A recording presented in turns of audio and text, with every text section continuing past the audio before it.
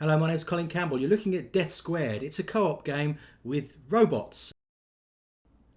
It's a lot of fun if you like co-op games, if you like putting your head together and working with somebody else. You've got these kind of robot characters, and we'll just hear them having a bit of fun with each other right now. Hey Iris, have you ever wished you were a human? No, David. You have convinced me it is a bad idea. But we've never discussed... Wait, come on now. Okay, so you've got that kind of shtick going on. What I like about this game is that it doesn't matter who you're playing with, whether you're playing with your nan or one of your grandchildren or one of your kids, you're going to get there in the end. A lot of these puzzles are about metaphorically or physically pulling a lever and seeing what happens and figuring out how to take advantage of that along with your friends. In that respect, I suppose it owes a lot to Portal 2, which I'm sure you'll agree was one of the greatest games of all time and an absolute delight at the two-player co-op level. And also, the other great co-op games include, you'll remember Spelunky's Levels, a game called Chariot, which I really loved on Xbox, Don't Starve Together, and obviously tons of shooting games and sports games like Rocket League, where you've got to work together in order to beat competitors or to beat the AI.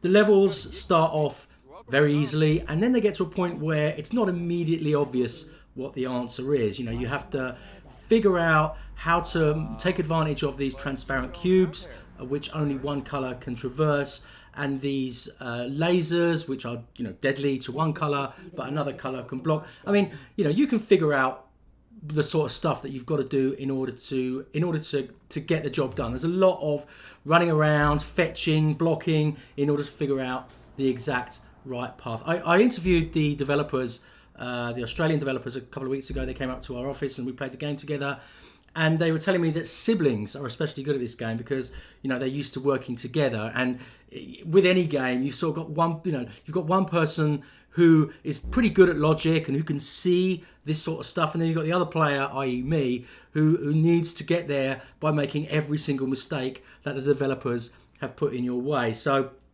it's definitely one of those games that's best between people who are not frustrated by other people's mistakes and stupidities.